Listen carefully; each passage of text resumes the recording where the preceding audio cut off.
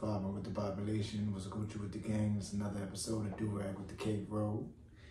As you see, I'm your lovely host, Dre, here to give you another episode of insights on random stuff that's going through my head right now. Pause, part of my language. About the goings-ons of the day. It's the new year, so happy 2024 to all those that are above ground and all those below. What's new out there? Tax season is right around the corner. I just got my property taxes in the mail, and this smile is fake. They jumped by like $400 for the year. And I was speaking to some people, and I think I read some news where supposedly they were going off about 3 years of property taxes, so that's factoring in COVID, the big housing boom and whatnot, and it's putting a lot of people in a weird situation where there's some people who are on fixed incomes and some people who aren't into flipping houses, who are, living in their homes because that's where they live, and they don't necessarily have the funds or are going to have to go out of their way to procure those funds to pay their property taxes. Like, I personally am fine. Like, I'll be good. But like this, I was on a message board. I think it was like the neighborhood app. Like, that's how I know I'm a homeowner or live in a relatively good neighborhood, air quotes. The neighbors app, you got a bunch of people telling me, well, not just me, but just the whole app, about being pissed about the property taxes. There was one person that told me that their property taxes went up like $1,000. This other lady was talking about how hers skyrocketed. And then they were telling us, there were some people in the comments saying like, yo, just go and fight to get your place reappraised. Because basically my place got jumped up a couple $1,000s because of the houses that sold around it in the neighborhood. And from my own research, it seems like the math is kind of mathing, but at the same time, that's not factoring in everybody's situation.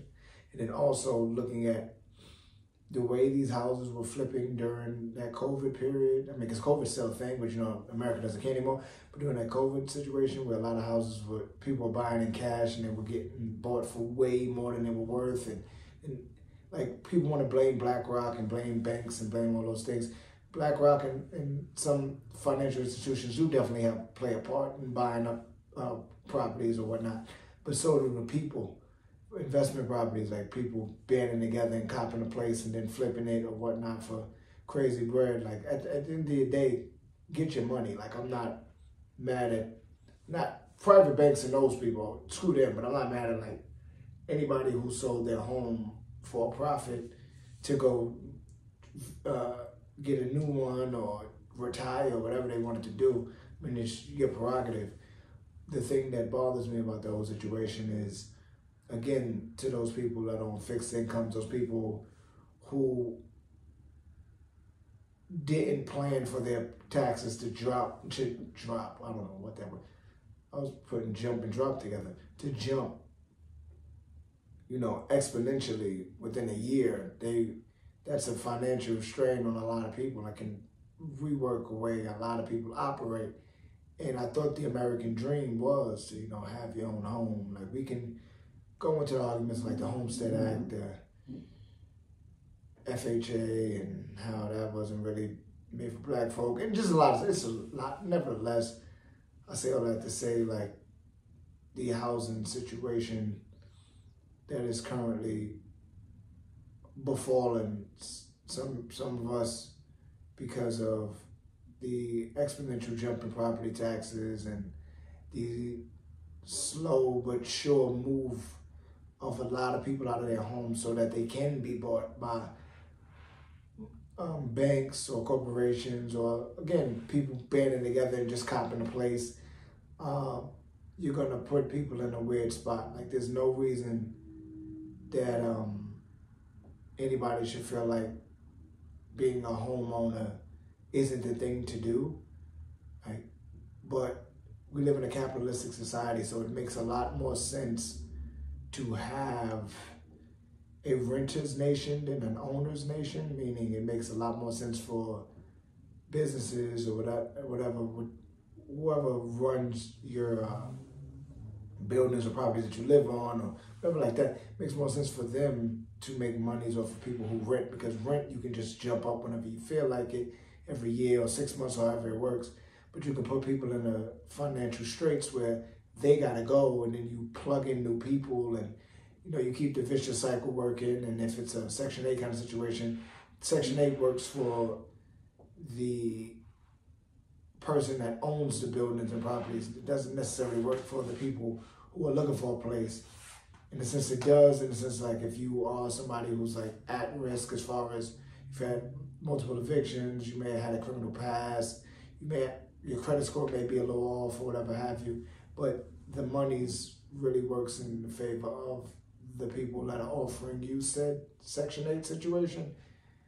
But again, that's another conversation. Just all in all, if you do feel like you need to hit up your local government official in regards to your property taxes, do so and see if you can get it reappraised. But it's mixed reviews on that. Some people get it reappraised, and it even says on the website you can get it reappraised, and it could work out in your favor where your property taxes get dropped. It could work out against you where they don't get dropped and they stay the same. It can work out against you even worse where they don't get dropped. They actually go higher because they've reappraised your place. Like, oh, my bad. I mean, we didn't appraise this in the first place, but now that we actually went in and seen what you got going on, yeah, that'll be another couple $1,000s. So, do it as your own risk type situation. But when you look at the landscape of that saying, when you look at the landscape, but when you look at the landscape of things, it seems like our nation is moving more towards a renter's nation where just a certain amount of people own and everybody else has to be at the beck and call of those that they rent from. Because again, it makes more sense in a capitalistic society to have more people suckling at the teat, so to speak, rather than having some kind of financial autonomy. Because if you put people in a position where they think that they have to constantly be on the move, like constantly, whoring out their labor, they won't ever stop working for no reason. And they'll play into whatever they need to play into to not lose whatever they think that they've got. Excuse me. And it's like, it seems like people have found all kinds of ways to, I don't know, like use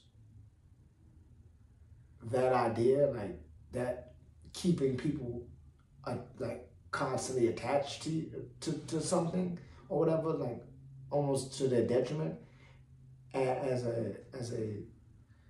a weapon against again, freedom, like autonomy kind of thing. Because again, owning a home should be something that we all should want to do, like your own property, your own place to lay your head, quiet at night, that type of thing, safety, whatever. The quote-unquote American dream. But like George Carlin said, you can only get the American dream, but you got to be asleep, like, to get it. I just decimated that quote, but basically just saying, like, the only way you get the American dream is if you're asleep. But I say all that to say, when you look at how this thing is all broken down, they're trying to make it where just a certain amount of people that have a whole lot and everybody else has a whole lot of nothing. And you can kind of see that reverberate through other aspects of life where, like, you put us, everybody else that don't got a whole lot of everything in this position where we try to fight to get something, and then you make it where everybody that's trying to fight to get something is really just trying to fight to be where you are, more so than they're trying to dismantle the whole system in and of itself. So like you end up with a lot more Shaun Kings than Dr. Martin Luther Kings. And that, you know, no offense to Malcolm X, but like a lot of people get at W.E.B., the white boy, about his positions in these spaces of protest for the betterment of the people. And in his case, it's usually he attaches himself to a lot of like movements in regards to like Africans in America, like black people here, like with like Tamir Rice and like the Michael Browns and all that. And it seems like he gets like financial gain from it, you know, allegedly. And a lot of people allegedly are sick of his alleged shit. So recently he got pulled off of, I'm talking about Shaun King.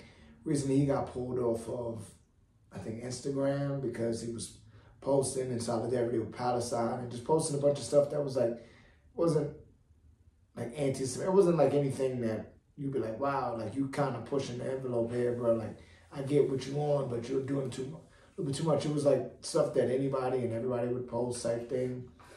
But his platform, since it's big, what he was posting got him pulled off Instagram because Instagram is a private company.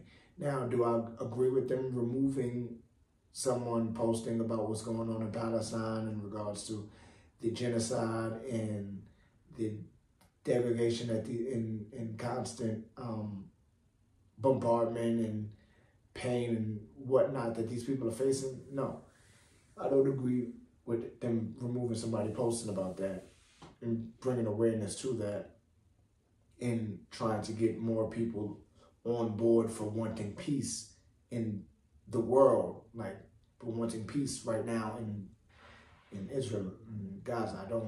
I'm not against him wanting that, but I do understand that it is a private company and so they can do what they want. And I think that's what people kind of forget, that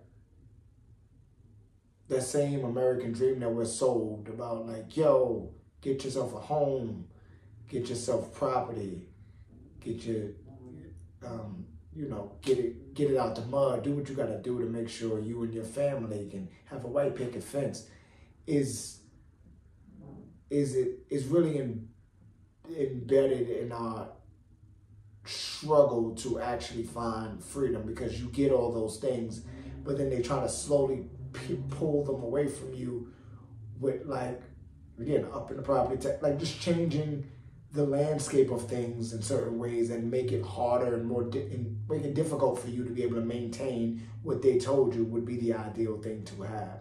So, like the internet with all these social media platforms that are around and everything, that and how it's proliferated and how like it's ingrained in our life. Like the internet went from a luxury and a privilege to a necessity, but then it gets pulled away for certain reasons, and you remember that, oh, this is a luxury and a privilege. There's some places in America that don't have, and there's some places in my own state that it's hard to get Wi-Fi. Like, so you realize like, oh, okay, and then these companies realize that too. They play on like, yeah, you know, everybody this and everybody that, and we're all inclusive, and put a black square on your Instagram and all this other stuff.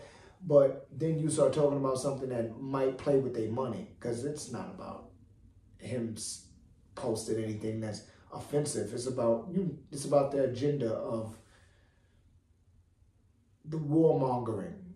Like it's the warmongering agenda, the IDF against the people in Israel.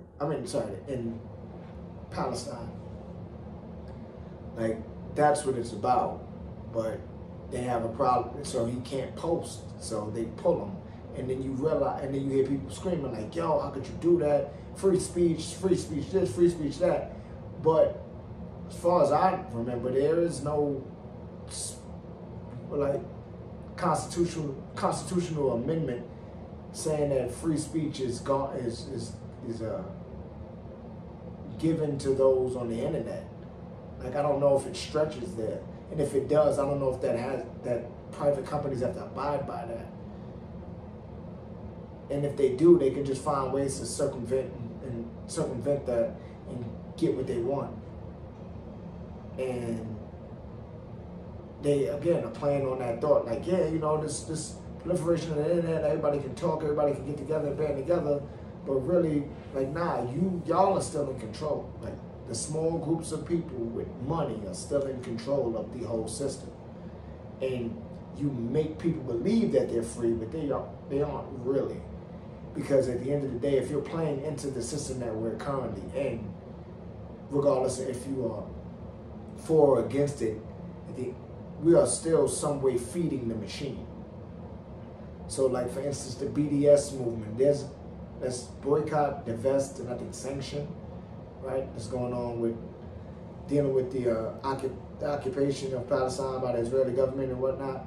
The Malaysian McDonald's wants to sue the BDS movement because they said, yeah, costing us money by having people not come to our store. But it's free speech, though, and they're not directly doing that. And if anything, like, you guys are indirectly funding genocide. So, tomato, I guess. Like, I don't know what you want people to do. You see, though, how people can be propped up or put into these positions of power, and they look to immediately try to keep people where they're at. They don't want to keep the ladder down, like keep the ladder extended for everybody else to climb up it. They would rather get to where they are and pull that bitch up and make sure you don't ever get anywhere near it. So you put people in positions where they're living in their homes, and now you're saying, like, oh man, all these taxes going up, price of living going up as far as being able to eat and being able to pay for car note and the property tax on my car and insurance and all these other things. And you're like, damn, I might have to rent my home out. Wait, why would I do that? I don't have another place to live. I don't have multiple properties. Oh, it sucks to be you. You should get multiple properties. Wait a minute, how am I gonna do that? And they take out a loan, like, there's powerful niggardry at work here. People think that the only way to live is to be in constant motion against themselves, though. Like, a body in motion stays in motion, but understanding that, I feel like capitalism has really adopted that, but for the working class people. They realize a body in motion stays in motion. So if I constantly put you in a position where you have to make some form of income, you won't ever get a chance to stop and realize that I'm screwing you over, one, and that you need to do something else too, because that body that's in motion, once it stops, then everything falls apart. Like, in metaphorically speaking, like, but to make it more real, like, you stop working, you stop doing this, you try to pull yourself out of a lot of these systems. You have to find alternatives, and there's not many that you can just pull out of your ass or whatever have you. So you put in a position where, like, how can you really do something better for yourself without playing the game? You know what I mean? Like, we as a people really need a chance to take back our autonomy. And it doesn't have to be like some drastic thing to do. The best thing to do is to stop something. Like, you got to figure out what in your life you need to stop, what in your life you need to, you know, switch up on and put you in a better place. Because if not, you'll just constantly be stuck on this hamster wheel. And the only person that's going to be getting anything out of it is the people that you never get to see get anything out of it. Meaning the ones that are actually profiting off of you, you don't know their names. And you won't ever. The ones that you do know their names, that's cool. You still can't do nothing to them either, as far as like being able to, like, hey man, this sucks. But the ones that you don't know their names, you'll never know their names. They're just gonna keep getting money. So you gotta find a way to get money better than them. All right, peace. And make sure you keep your do-rag and cape, bro.